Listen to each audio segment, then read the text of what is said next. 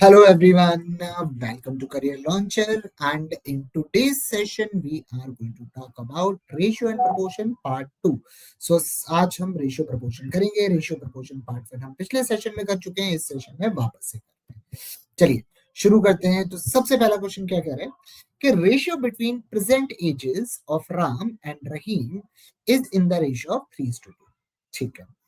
Also, the ratio between the present ages of Rahim and Aman is 5:2. What is the ratio between present ages of Ram and Aman? ठीक है। So basically इसको करने का तरीका जो है, बहुत तरीके हैं इसको करने का। पहला तरीका ऐसे ले लेते हैं कि राम और रहीम की जो एज है उसका रेशियो क्या है। उसका रेशियो हमको गिवन है 3:2। ठीक है। अब उसके आगे हमें गिवन है कि रहीम और अमन की एज का रेशियो क्या है, दैट इज 5:2। ठीक है। तो हम क्या करते हैं, हम मल्टीप्लाई कर देते हैं दोनों को, इस वाली इक्वेशन को और इस वाली इक्वेशन को मल्टीप्लाई कर देते हैं। तो हमें क्या मिलेगा, Ram upon Rahim into Rahim upon अमन।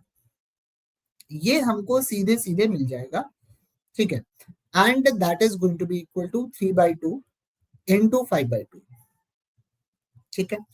अब अगर आप इंपॉर्टेंट चीज देखें तो रहीम और रहीम तो कैंसिल हो गया, तो अपना बचा क्या, अपना बचा राम अपॉन अमन। और इसकी वैल्यू क्या हो गई, 3 × 5 15 अपॉन 2 × 2 4। तो यहाँ पे आंसर जो आ जाएगा वो 15:4, that is going to be option B. तो इस तरीके से हम किसी भी रेशियो को हम कर सकते हैं। जब भी हमारे पास दो अलग अलग चीजों के रेशियो हो और एक कॉमन नंबर हो, तो हम हमेशा ये वाली अप्रोच लेंगे, इससे अपना आंसर जल्दी आ जाता है। ठीक है। चलिए अगला क्वेश्चन देखते हैं। अगला क्वेश्चन क्या कह रहा है, the respective ratio between the angle of quadrilaterals is 1:2:3:4। ठीक है। what is the sum of the twice the smallest angle and half the largest angle together। ठीक है। तो सबसे पहले तो हमें ये पता होना चाहिए कि एक क्वाड्रिलेटरल में सम ऑफ एंगल्स जो होता है वो होता है 360। अब देखिए इसको करने की हम मल्टीपल अप्रोचेस लेते हैं। पहली अप्रोच क्या है कि अगर एंगल्स का रेशियो 1:2:3:4 है तो एक कॉमन मल्टीप्लीकेशन फैक्टर ले लेते हैं। सो इस एक एंगल हो गया अपना x, दूसरा एंगल हो गया अपना 2x, तीसरा एंगल हो गया अपना 3x, चौथा एंगल हो गया अपना 4x। ठीक है। और इन सारे एंगल्स का जो सम होना चाहिए वो क्या होना चाहिए, वो होना चाहिए 360। सो सबका सम आ गया 10x, 10x comes out to B 360। तो यहाँ पे x की वैल्यू क्या आ गई, 36। ठीक है। अब x की वैल्यू आ गई तो मैं सारे एंगल निकाल सकता हूँ। ठीक है। अब अपन को निकालना क्या है, तो ये नहीं करेंगे कि x की वैल्यू आ गई अब सारे एंगल निकालते हैं फिर आगे समझेंगे, नहीं वैसे नहीं करेंगे। क्वेश्चन क्या पूछ रहा है, what is the sum of twice the smallest angle. तो सबसे छोटा एंगल तो x है, x का ट्वाइस कितना होगा 2x, and half the largest angle, सबसे बड़ा एंगल क्या है 4x, 4x का हाफ क्या होगा 2x। तो क्वेश्चन ये पूछ रहा है कि सबसे छोटे एंगल का डबल और सबसे बड़े एंगल का आधा कितना आएगा 4x, and that is equal to 4 × 36, and that comes out to be what 144। तो सीधे सीधे आंसर आ गया। पूरे कैलकुलेशन की जरूरत नहीं है, अपन 4 × 6 = 24 कर सकते हैं, unit digit I 4। So answer सीधा ये आएगा, पूरा मल्टीप्लाई करने की जरूरत नहीं पड़ेगी। एक तरीका तो ये है। दूसरा तरीका क्या है कि सारे एंगल्स का जो सम है वो है अपना 360, इनका जो सम है वो कितना है, वो है 10। ठीक है।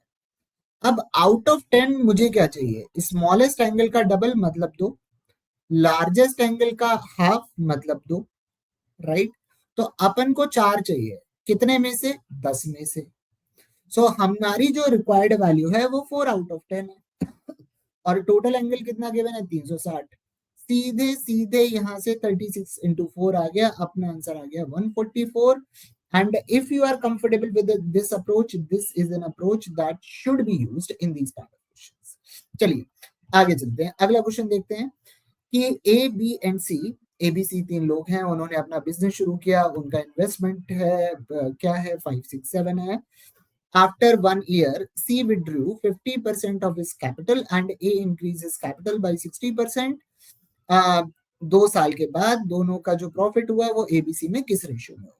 ठीक है, तो सबसे पहले ये जो टॉपिक है, इस टॉपिक का नाम है पार्टनरशिप। पार्टनरशिप रेशियो का पार्ट है। ठीक है, तो जो पार्टनरशिप में जो प्रॉफिट का रेशियो होता है, एक 2 लोग हैं, 3 लोग हैं, वो हैं जो भी हैं, वो हमेशा इन्वेस्टमेंट इनटू टाइम के रेशियो के बराबर होता है। किसके बराबर होता है? इन्वेस्टमेंट इनटू टाइम के बराबर होता है।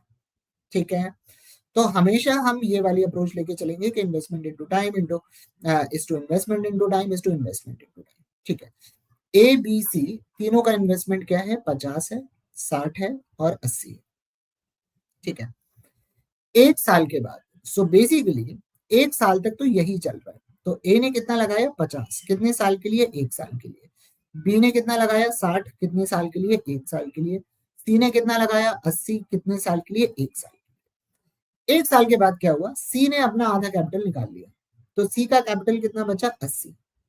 ठीक है, ए ने अपना कैपिटल 60% से बढ़ा दिया, तो ए का कैपिटल कितना हो गया? 80। 50 का 30% क्या होगा? 50 का 60% क्या होगा? 30। तो 30 प्लस 50 कितना हो गया? ए का इन्वेस्टमेंट हो गया 80। ठीक है, और बी में कोई चेंज हुआ नहीं, तो बी का अभी भी 60 रहेगा। और ये पूछ रहा है कि सेकेंड ईयर के एंड में, पहले साल की बात हम कर चुके हैं, सेकेंड ईयर तक 1 साल के बाद 1 साल का और इन्वेस्टमेंट है। ठीक है, तो ए का जो इफेक्टिव इन्वेस्टमेंट होगा वो इतना होगा, बी का जो इफेक्टिव इन्वेस्टमेंट होगा वो इतना होगा, और सी का इफेक्टिव इन्वेस्टमेंट इतना होगा। तो जो प्रॉफिट का रेशियो होगा वो इस इन्वेस्टमेंट इंटू टाइम के रेशियो में आ जाएगा। 50 × 1 प्लस 80 × 1 कितना हो गया? 130। 60 प्लस 60 कितना हो गया? 120। 80 प्लस 40 कितना हो गया? 120। और अगर मैं सबका रेशियो ले लूं तो यहाँ पे 13:12:12 आंसर हो गया ऑप्शन सी। चलिए आगे चलते हैं। अगला क्वेश्चन क्या कह रहा है? Seats for math, physics and biology are in the ratio of 5:7:8। और सीट्स बढ़ गई, राइट? सो हम क्या करेंगे, सारी वैल्यूज जो हमको गिवन है, या तो हमें रेशियो के टर्म में गिवन है या हमें परसेंटेज के टर्म में गिवन है, तो हम एक स्टार्टिंग का नंबर मान लेते हैं कि मैथ्स में अपनी 50 सीट्स हैं, फिजिक्स में अपनी 70 सीट हैं और बायो में अपनी 80 सीट है। ये हमें पता है। ठीक है, अब 40% का मतलब, 40% को मैं फ्रैक्शन में लिख रहा हूं, दैट इज 2/5। ठीक है, 50 का 2/5 आपने बढ़ा दिया, तो 1/5 क्या होगा? 10। 2/5 क्या होगा? 20। 20 बढ़ के मैथ्स में कितने बच्चे हो गए? 70। ठीक है, फिजिक्स में 50% बढ़ाया आपने, राइट? सो फिजिक्स में पहले 70 बच्चे थे, 50% हुआ 35। सो टोटल कितने बच्चे हो गए? 105। ठीक है, बायोलॉजी में आपने 75% बढ़ाया। 75% कितना होता है? 3/4 किसका? 80 का। कितना हो गया? 60। ठीक है, तो बायोलॉजी में 60 सीट बढ़ गई, तो टोटल कितनी हो गई? 140। तो ये पुराना रेशियो था, तो नया रेशियो क्या आ गया? ये। अब हम क्या कर सकते हैं, इसको हम किससे काट सकते हैं? इसको हम 35 से काट सकते हैं। 35 2 जा 70, 35 3 जा 105, 35 4 जा 140। तो जो नया रेशियो आएगा वो 2:3:4 का आएगा, that is going to be option A. तो इस टाइप के क्वेश्चन का जो अपना स्टैंडर्ड अप्रोच है वो क्या होगा कि अगर सारी वैल्यूज रेशियो या परसेंटेज के टर्म में ही गिवन है, तो हम स्टार्टिंग में कोई ना कोई वैल्यू अज्यूम कर लेंगे और उसके बाद हम कोई वो करके हम रेशियो निकाल सकते हैं। चलिए अगला क्वेश्चन देखते हैं। Respective ratio between present ages of son, mother, father and grandfather.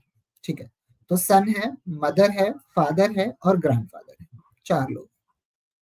ठीक है, ये क्या है? 2, 7, 8 एंड 12। अब यहाँ पे एक एक्चुअल नंबर गिवन है, दैट इज 27। सन की एज है 2x, मदर की एज है 7x, फादर की एज है 8x और ग्रैंडफादर की एज है 12x। Average age of son and mother. So son and mother, son की एज इतनी, मदर की एज इतनी, दोनों का average divide by 2 and that is equal to what? 27। तो इसको हम ऐसे बोल सकते हैं कि 9x is equal to 27 into 2। यहां से कट गया, कितना आया? 3। तो x की वैल्यू क्या आ गई? 6। ठीक है, तो मदर की करेंट एज क्या होगी? 7 into 6 that is going to be 42। ठीक है, सो 42 उसकी करंट एज है और क्वेश्चन ये पूछ रहा है 7 साल बाद क्या होगी, तो 42 प्लस 7 हो जाएगी, तो मदर की एज 7 साल बाद क्या होगी 49। चलिए अगला क्वेश्चन देखते हैं, अगला क्वेश्चन क्या कह रहा है। अब देखिए यहाँ पे बोल रहा है कि 73,689 को जो है वो ए और बी में डिवाइड करना है और रेशियो क्या है 4:7 का, मतलब 13 रुपए में से 4 पार्ट ए का है, 7 पार्ट बी का है। ठीक है, what is the difference between thrice of a, so thrice of a कितना होगा 12, ट्वाइस ऑफ बी कितना होगा 14, दोनों का डिफरेंस क्या है 2, तो हमें 2 की वैल्यू निकालनी है आउट ऑफ कितना 13। ठीक है, इस टाइप का क्वेश्चन हम अभी थोड़ी देर पहले कर चुके हैं और हमें किससे करना है, that is going to be 73,689। ठीक है, अब अगर ध्यान से देखो तो ये वाली वैल्यू 1/6.5 है या 1/6 के आसपास है। 73,000 का 1/6 क्या होगा 12,000, 12,500 ऐसा कुछ होगा, राइट। अपना 12,000 के आसपास कौन सी वैल्यू गिवन है, ए की वैल्यू गिवन है, वो है ऑप्शन डी। हमें इससे ज्यादा निकालने की जरूरत भी नहीं है इस क्वेश्चन में। सो हम डायरेक्टली कैलकुलेट कर सकते हैं अगर हम बेसिक लॉजिक यूज करें कि ये वाली वैल्यू 1/6.5 है, तो मेरा जो आंसर होना चाहिए वो 1/6 के आसपास होना चाहिए, एक ही आंसर बन रहा है। चलिए अगला क्वेश्चन लेते हैं, अगला क्वेश्चन क्या कह रहा है, ये कि आ, एक साल पहले ratio of ages of Sanika and Gauri, so एक साल पहले, अभी चल रहा है 2025, ठीक है, मैं बात कर रहा हूँ 2024 की। सो 2024 में सानिका की एज थी 3x और गौरी की एज थी 4x।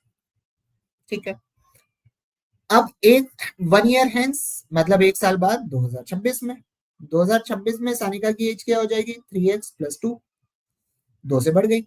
गौरी की एज क्या हो जाएगी 4x प्लस 2 से बढ़ गई, 2 साल से बढ़ जाएगी। और अब ये जो रेशियो है वो 10/13, अपन क्रॉस मल्टीप्लाई कर लेते हैं। So 3x into 13 is going to be 39x plus 26, that is equal to 40x plus 40। ठीक है, तो यहां से अपनी x की वैल्यू क्या आएगी, x की वैल्यू आएगी 14, सॉरी 13 दूनी 26, 10, ओ यहाँ पे 20 आएगा, सॉरी यहाँ पे गलती हो गई, तो x की वैल्यू क्या आएगी 6, x की वैल्यू हो गई 6। ठीक है, तो सानिका की 2014 में कितनी एज होगी 18, गौरी की कितनी होगी 24, 2025 में इसकी एज क्या होगी 19, 2025 में इसकी एज क्या होगी 25। सो बेसिकली सानिका की करंट एज क्या होगी, वो होगी 19। अपना सीधे सीधे आंसर आ गया। अब देखिए, लेकिन अगर पेपर में मेरे पास ये क्वेश्चन आएगा तो क्या मैं ये अप्रोच यूज करूंगा, नहीं, मैं दूसरी ही अप्रोच यूज करूंगा। और वो अप्रोच क्या होगी कि एक साल पहले अगर मैं सानिका की बात करूं, सानिका की ही एज पूछिए, एक साल पहले सानिका की एज 3 का मल्टीपल होनी चाहिए क्योंकि 3x थी। एक साल बाद सानिका की एज 10 का मल्टीपल होनी चाहिए क्योंकि 10y है, राइट। सो एक साल पहले, तो 18 में से एक साल कम कर दिया 17, 17 3 का मल्टीपल तो नहीं है तो ये तो चला गया। 20 में से एक कम कर दिया 19, ये भी 3 का मल्टीपल नहीं है तो ये भी चला गया। 26 में से एक कम कर दिया, ये बचा 25, ये भी 3 का मल्टीपल नहीं है, ये भी चला गया। 19 में से एक कम कर दिया, कितना बचा 18, अब ये 3 का मल्टीपल है।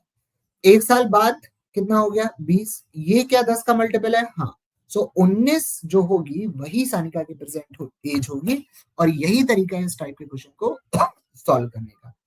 And with this, we conclude this session. Thank you. And if anyone has any doubt, you can definitely ask me a doubt.